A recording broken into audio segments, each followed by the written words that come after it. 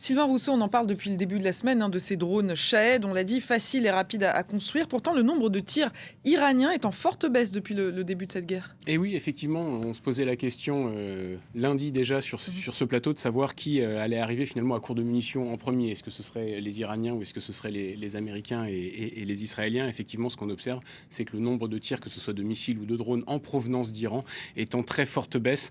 Moins 86% pour les tirs de missiles iraniens et moins 73% en ce qui concerne les drones. Alors effectivement, ces drones, ils sont petits, ils sont faciles à produire, ils coûtent pas cher. On voit ici leurs caractéristiques. Ils sont assez lents, 185 km/h. Alors, leur portée n'est pas, elle est annoncée à 2000-2500 km, elle est plutôt autour de 1700. Mais ce qui est intéressant dans ces drones, c'est le prix. 20 000 $, c'est rien. Il faut bien comprendre que pour les abattre, il faut des missiles qui coûtent 100 fois plus cher.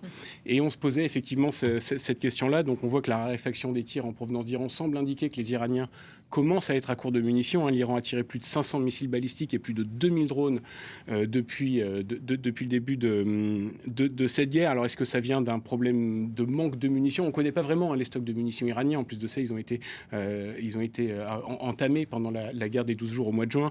Donc est-ce que ça vient d'un manque de munitions? Est-ce que ça vient d'un manque de moyens pour les lancer? Ça peut aussi venir de là. Ou est-ce que tout simplement, l'Iran finalement regroupe ses forces, se concentre pour une attaque un peu plus massive, un peu plus soudaine, qui pourrait effectivement faire déborder les défenses aussi bien des Américains que des Israéliens, des Israéliens que des pays que des pays autour, parce que eux aussi leur défense forcément elle s'amenuise. Mais ce qui est assez fou quelque part dans cette histoire, c'est qu'on a l'impression que les Américains, les Israéliens découvrent en fait cette problématique des drones, alors qu'on voit que les essaims de drones tels que les lancent les Iraniens, c'est pas quelque chose de nouveau.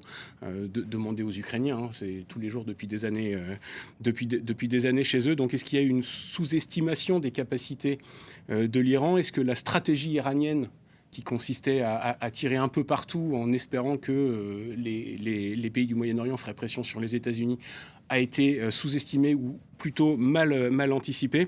Mais c'est vrai que quand on voit cette diminution des tirs iraniens et qu'on entend Donald Trump nous dire qu'il regrette d'avoir vendu des armes aux Ukrainiens pour pouvoir se défendre là, on peut aussi quand même se demander si les Iraniens ne regrettent pas d'avoir vendu autant de drones à la Russie. Il n'y a pas que les airs comme terrain de guerre, il y a aussi la mer. Un navire de guerre iranien a été coulé au large du Sri Lanka hier.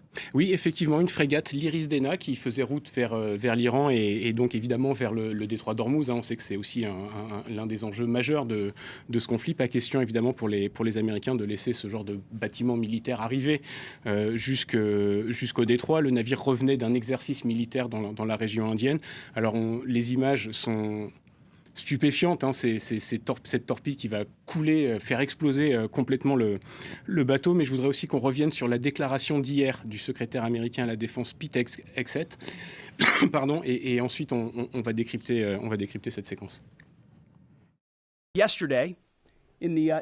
Hier, dans l'océan Indien, et nous allons le montrer à l'écran, un sous-marin américain a coulé un navire de guerre iranien qui pensait être en sécurité dans les eaux internationales. Et au lieu de cela, il a été coulé par une torpille, une mort silencieuse. Le premier naufrage d'un navire ennemi par une torpille depuis la Seconde Guerre mondiale. Et comme pendant cette guerre, à l'époque où nous étions encore le ministère de la guerre, nous nous battons pour gagner. Donc pour commencer, on va revenir sur cette contre-vérité, puisqu'en 1982, pendant la guerre des Malouines, un croiseur argentin est coulé par un sous-marin britannique. Plus récemment, en 2010, une corvette sud-coréenne est coulée. L'enquête conclut à la responsabilité d'un sous-marin nord-coréen, même si évidemment Pyongyang a toujours démenti, mais on voit qu'il y a déjà des bateaux qui ont été coulés par des torpilles. En revanche, c'est effectivement la première fois depuis la Deuxième Guerre mondiale qu'un sous-marin américain avec une torpille américaine, coule un navire en surface. Alors si, je vous le disais, on peut comprendre quelque part l'intérêt stratégique pour les Américains de ne pas laisser ce genre de bâtiment de guerre revenir sur l'Iran et sur le détroit d'Ormuz.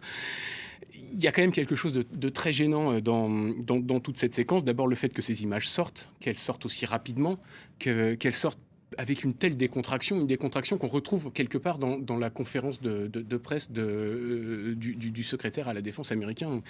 Il apparaît très décontracté, avec un petit sourire en coin, complètement déconnecté, fier, comme s'il jouait à la bataille navale en fait, et pas du tout à une vraie guerre. Donc on va juste lui rappeler que sur un équipage de 180 personnes, seuls 32 ont été récupérés vivants par les autorités sri-lankaises et tous dans un état grave. Donc il y a quand même 150 morts dans ce bombardement.